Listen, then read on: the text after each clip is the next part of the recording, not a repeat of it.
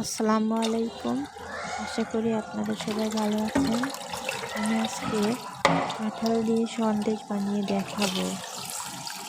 আমি এখানে কাঁঠালের বিচিগুলো সিদ্ধ করে নিয়েছি। এখন খোসাগুলো ছাড়িয়ে নিব। ভালো করে বিচির খোসাগুলো ছাড়িয়ে নিয়েছি। আপনারা দেখতে পাচ্ছেন, আপনারা এইভাবে ছাড়িয়ে নেবেন।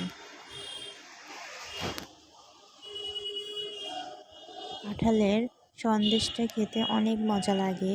আমি এখানে ব্লেন্ডারে ব্লেন্ড করে নিয়েছি। এর ভেতরে আমি চিনি দিয়েছি এবং গুঁড়া দুধ দিয়েছি। আপনারা গুঁড়া দুধের বদলে গরুর দুধ জাল দিয়ে কমিয়ে এর ভেতরে দিতে পারেন, তাহলে আরও স্বাদটা বেড়ে যাবে। আমি এখন ভালো করে মিশিয়ে নিচ্ছি।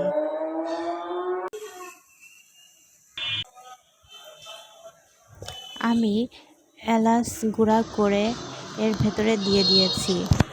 এলাচটা অবশ্যই দিবেন গুঁড়া করে, তাহলে সন্দেশের আসল স্বাদটা পাওয়া যাবে।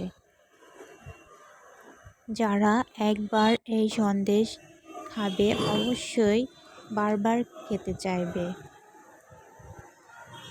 আপনারা অবশ্যই একবার হলেও সন্দেশটা বানিয়ে খেয়ে দেখবেন। আমি প্রথমে প্যানে ঘি দিয়েছিলাম, পরে মিশ্রিত সবটুকু দিয়েছিলাম। পরে নাড়তে নাড়তে যখন উপরে উঠে আসছিল, তখন আমি নামিয়ে নিয়েছি। অবশ্যই উপরে উঠে আসা পর্যন্ত অপেক্ষা করতে হবে। এভাবে কেটে নিতে হলে অবশ্যই কয়েক মিনিট অপেক্ষা করতে হবে। সন্দেশটা আসলে অনেক মজা হয়েছিল। আপনারা অবশ্যই এভাবে বানিয়ে খাবেন, আপনাদের ভালো লাগবে।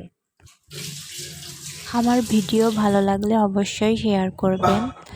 আল্লাহ হাফেজ।